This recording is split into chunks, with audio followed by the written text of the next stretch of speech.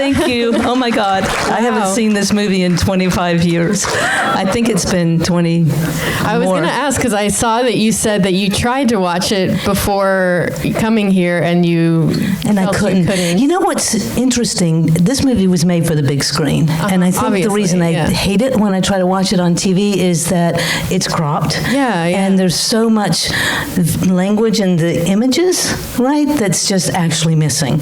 So then I see nothing but the corny lines and cliches, which are really abundant. Fine, which are allowed.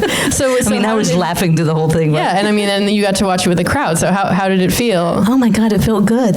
Yeah. Thank you. Yeah. Yeah, it seems like learning to it. And yeah, I get that, because even all the crazy close-ups, like the close-up of the frog eye and everything, it's pretty intense. Well, and the impact of that on the screen, and also the impact of that in this format, it makes it intimate. That's really the whole idea behind, using Super 35, so you can get in really close on the actors, but you've still got all your landscape, and you've got, more than one person in the shot. Yeah, it looks incredible, and the print was in pretty decent shape. Oh man, it was beautiful. So she couldn't find a print, and she was asking me. I said, I have a print. As it turns out, I didn't, and so I was talking to. I did at one point, and it disappeared in one of my mini moves, and. Mackenzie, who was interviewing me, he's looks it up and he goes, "There's one on eBay for $500." I kind of wish I knew that before. So I think it's mine. Yeah, that would maybe I should buy it. But now there's also this print, which lives at the Academy Film Archive, so it exists, and more people can start showing it. And the person who acquired it, I think, got it recently. So this hopefully will mean that it will. Oh, great! Because I was seeing even on social media, people across the country being like, "Show this here, show this there." So, anyways, one thing. So the first time I saw this movie, that opening scene, it was it was when I immediately knew that I was in for something special, because you never see a scene where a woman is photographing a naked man in such a way, and I was like, whoa. So thank you for that. And thank you for Peter Facinelli's ass. Yeah, you're welcome. You're welcome. I wonder how many people are here for him, because I think he's a Twilight guy or something. Yeah, right? And this was his first movie. Oh my God, really? And it was Hedy's first time ever acting on screen. It was Jenny Shimizu's first time ever acting on screen. And it was Angelina's second movie. Yeah. So maybe you can talk about assembling this cast. So Mally Finn was the casting director, and she had this extraordinary gift for finding, young actors who had not, had just never acted. She would go to correctional centers. She would go places. She was always just looking for interesting people. And when she asked me what I wanted in the character Legs, my answer was, I just said, look, I want someone who just has, a great depth of soul, right? So when you look into her eyes, there's just so much in there. And that person needs to be comfortable in front of a camera. Otherwise, they don't have to have any credits at all. So did you want a sort of androgynous Yes. The script calls for that, that girl or whatever. I love that line. And it's so corny now, but it was such a big deal then. So yes, we were looking for, an androgynous character. And of course, Angelina was working as a model. So she was very comfortable in front of the camera. And once you sort of had her, I know that I saw that you said that you knew that you were meeting a star, even without knowing that she was from Hollywood royalty. Yeah, the thing is, I was misquoted. It was kind of misquoted. What happened was, okay, I'm going to share something. There are no children in the audience, right? Yeah. So Mally Finn, this was my first movie, right? I had done a 30-minute movie, but this was my first feature. And so the casting process was new to me. And Mally is a great casting director. And she said to me, she goes, you know how you know when you've got a movie star? I said, how? And she goes, you just want to fuck them. right? So Angelina, who's 19 years old, who comes in to audition for Goldie, I was not thinking about wanting to fuck her, I promise, but I was sitting there going, oh my God, she's a movie star. Oh my God, she's a movie star. And it was who she was. It was like her talent was so extraordinary, even though she came in and auditioned for the part of Goldie, and it was actually not a good audition. But I could see it. I could see that raw talent. She just needed the right part, right? And she needed to be directed. So I asked her to come back and audition for the lead, and she did, and she was brilliant. And then she turned us down, right? And so I said, look, just meet with me. I had asked the producers to get her to meet with me. And so we met in a coffee shop on Wilshire, and we just sat there and talked for the longest time. And the moment that I knew I had her, this is a very private thing, and I don't know that I've ever shared it in a public space, but we had gotten to a place where we were sharing really personal stuff, and I said to her, I said, when I was young, I was convinced that my emotions could kill me, because my emotions were so powerful. I just thought they can actually kill me. I can actually die from these feelings.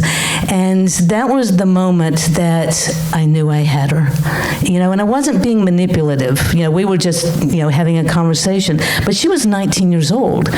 She was still a teenager, so she was still in that space, with all of those emotions that some people carry for the rest of their lives. But in that moment, it's like what I could see was that she knew that she would be safe with me, that she could trust me as an actor. That makes sense. That's great. Yeah. And so once you assembled everybody, did you get them together to make sure that there was sort of a chemistry amongst the girls? So the casting of all of the other girls was critical, and there were several girls that the producers really wanted. There were other young women that they wanted for the lead, and the truth is they did not want Angelina. When I picked Angelina, they tried to talk me out of it, but they respected me enough to let me have my way, right? And then, Angelina at 19 was very much who she is now, right? She was a really, really powerful young girl, and I just knew that she would just eat these girls alive, right? I had to cast somebody to play Maddie who wasn't going to be afraid of her, right? So every single person that we went, okay, this is our Maddie, I asked Angelina, would you come in and work with them in an audition session? And she was extraordinarily generous. So she would come in, and it was interesting. What I was afraid of happened over and over again. Like these girls who were great in their audition would walk in the room and just like turn to jello in front of Angelina, right? And just to remind you, nobody knew who she was. She wasn't a movie star, right? But she just had this personal power that was just off the charts. I mean, you could feel it even when she's introduced on screen, like this room gasped, there was just that way subtle shot. It was so subtle. I wondered even if that was sort of the plan, or if you would have done that if it was someone that wasn't Angelina, like presenting somebody in such a way.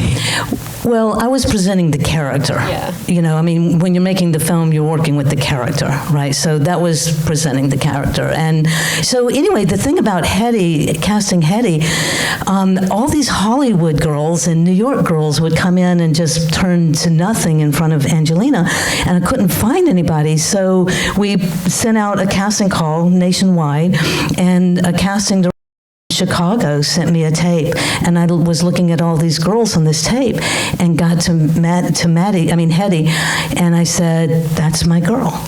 That's my girl. So we brought her out, and she auditioned with Angelina. And I think because she wasn't a Hollywood girl, she was from a small town in Illinois. She was a college student in a theater program. They stuck an index card on a bulletin board, and she showed up. She wasn't intimidated by Angelina at all. So it worked. It worked, yeah. So you can tell this movie is aching to be gayer. in 1996, it was considered pretty gay, which is kind of sad when you think about it, right? Yeah. So if you can kind of talk about like if there were things that you wanted to push and things you couldn't get away with, and how you sort of balanced that out with this. So I wasn't thinking about the gay side.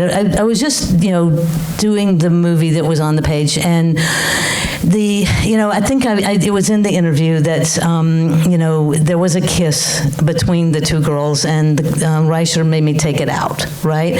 And then later they regretted it because all of a sudden that was a good marketing thing and we didn't have it, right? But, for me, this was a story about all of the girls, and it was a story about their empowerment, and it was about them, beating up a teacher. This was the era when, girls weren't safe, they're not safe now either, but then they had no recourse. They weren't safe. And predators, teachers, the cliched football. We've got every cliche in the movie. Every character is a cliche. But, just the cliches, of course, were actual facts. And so for me, it really wasn't about being gay. It was about these girls standing up for themselves. And it took, I always sort of think of that character as a James Dean character. It took, this kind of mystical, magical person to kind of show up and then disappear, for these girls to, kind of rise up and stand up, and walk out. And, empowered was not a word then that we used, but ultimately that's where my focus was. It makes sense, and it is just about an intimacy, and I like the tension being there without it sort of like getting fulfilled. I don't know if everyone would agree, but I sort of like that there's always this kind of tension amongst all of them, really,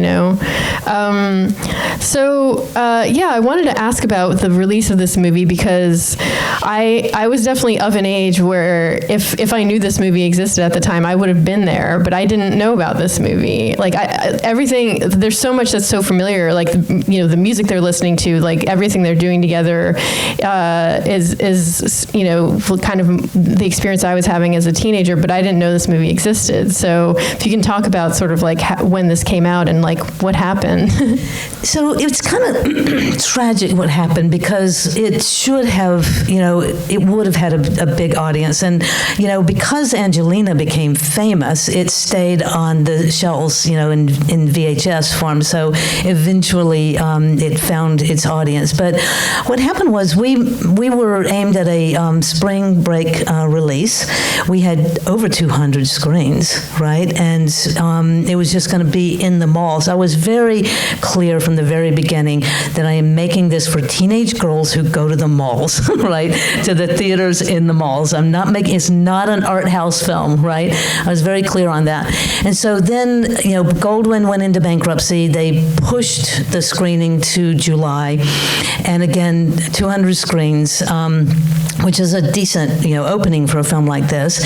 And I think it was the movie Twister. I'm not 100% sure. I'd have to go look at IMDb to see what came out that summer. But the Goldwyn wasn't packaging their films, right? So they only had this one movie, and the theaters just said, no, you can't have the screen, right? They just basically, kicked the movie to the curb. And so then what Goldwyn did was they released it in art house theaters, right? And they pulled the advertising. And it was, and they did a tiny little limited release. It was out for 1 week, right? And, I had friends like here in New York who were calling me, and like they had seen one ad where Peter Travers was saying, this is a movie that you need to go see. And then Howard Stern, someone called me and said, you've got to turn on the radio. You have to turn on the radio. Howard Stern, it's like every 3 or 4 minutes just stops whatever anybody's doing and goes, Foxfire, the sexiest movie I've ever seen. And people were saying, you got to call in. And I was such an idiot. I went, I'm not calling Howard Stern's show. Give me a break, right? He's an asshole and all those other things. So I didn't call, which of course was a mistake. But that was it, My friends from New York were calling and saying, I thought the movie was opening this weekend, but I can't find it. And it was actually out, but people couldn't find it. And so over the years, have you started to feel the sort of burgeoning cult following? Like, has it been, like, making itself known to you in any fashion? Yeah, so the way it's made itself known to me is through young women who were teenagers when, it was on VHS, who are now, like, in their 30s and 40s, right? And they were just so, hello. It was like, as they would, as social media sort of made it possible to find people, people started finding me, and it was really cool because, from my standpoint, the movie just disappeared. It just was gone, right?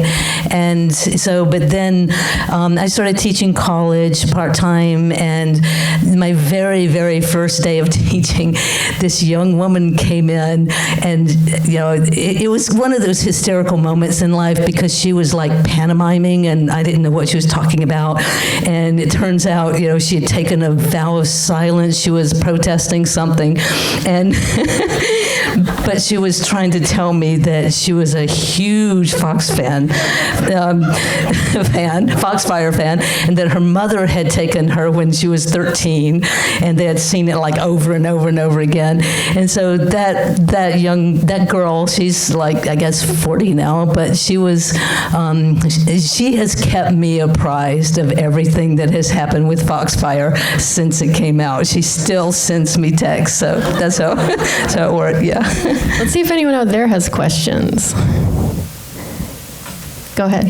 Hi, thank you so much for coming. Thank you. I'd like to comment, I guess, I really enjoyed what the contrast of the blue and the orange, like how that idea came to mind?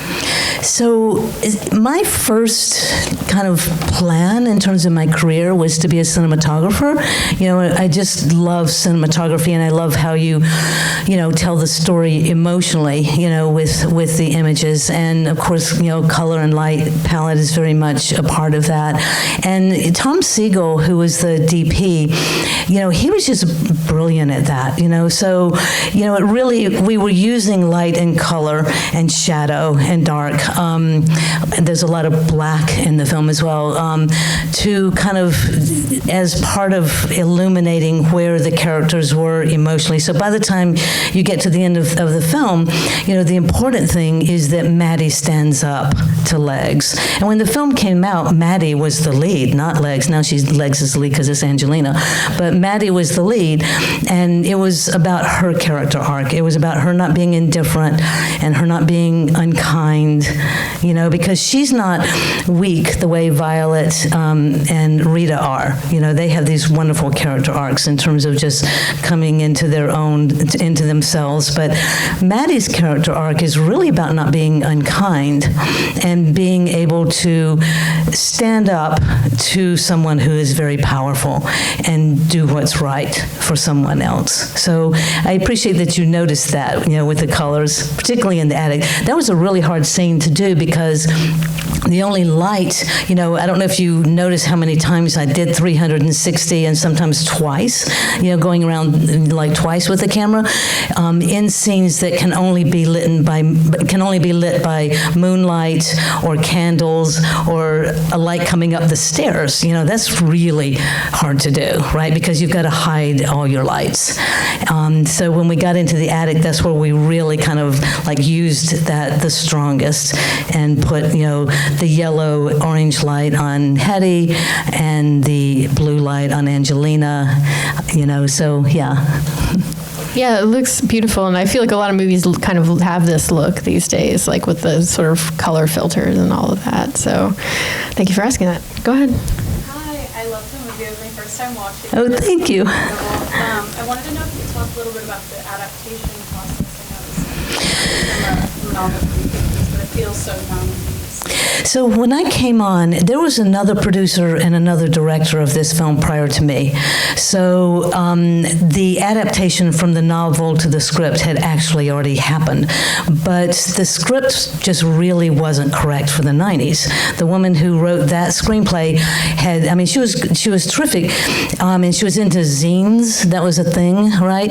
But her sensibilities were very 80s, right? And you still see that in there. It's still, you know, a lot of the lines, you know, like I gotta find my scene. And those lines just make me laugh now. They used to make me cringe, but now they make me laugh. But it was really very much an 80s sensibility. And so at the time, my stepdaughter had moved in with me, and she was 15, and she was, you know, pretty wild. I won't tell too many secrets because my youngest daughter is in the audience. There she is. She was the one doing all the shouting. But no, I was just so clear on what girls of the 90s needed, right? Not like who they were as human beings, you know, where their head was, what they needed to see on the screen. So I took the script, same writer, but working with the same writer, brought it into the 90s. And I think, you know, to me, that's one of the things I'm really proud of, is that I think it really does, you know, tell the story of the 90s girls. And the soundtrack, I have to say, I love soundtracks so much. And I loved doing this soundtrack. I think we have time for one more back there.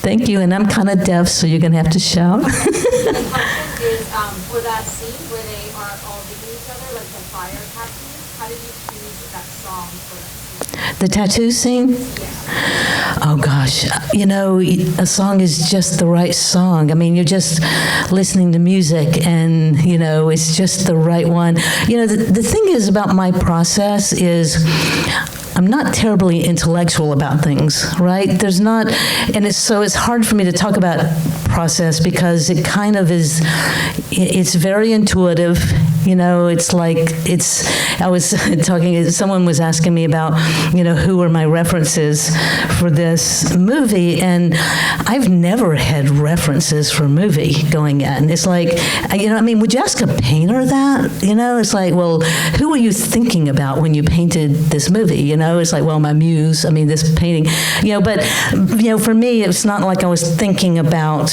what other people did and how they did it. It's just, I had a very clear image in my mind, you know, of what I wanted the film to look like.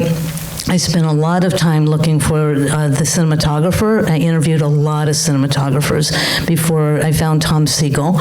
And Tom Siegel was just a brilliantly talented guy who became a major cinematographer, but he was early in his career. And what I saw when I looked at his reel was, here's a cinematographer who will collaborate, you know, and I wanted my ideas on the screen, but I also, and this is how I work with creative partners, but I also wanted their ideas, right? So you have to be able to, you know, identify what that language is. And the same thing was true with John Meyer, the production designer.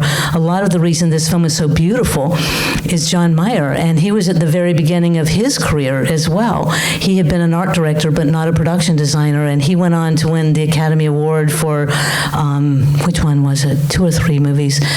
He's a major, major production designer. So for me, you know, the success of the film comes from, you know, casting the right actors and casting the right crew, right? And then, you know, also the thing about making films in the 90s that's different from now, you know, and I'm struggling to have a career as a director. It's very hard for women, and I just don't want to be an episodic television director and everybody says, oh, well, that's where women work and you need to go do that. And I just actually don't want to do it. And the reason is because and this isn't an ego thing, it's just, this is what I believe in terms of great filmmaking. I think great films come from strong visionary directors who are in control of the film. They're not constantly having to compromise. Thank you. And, I think that as soon as you get into committee think, which is what so many movies are now, it's just movies made by committee. To me, the worst thing you can do is make something that's mediocre. You might make something that doesn't succeed, right?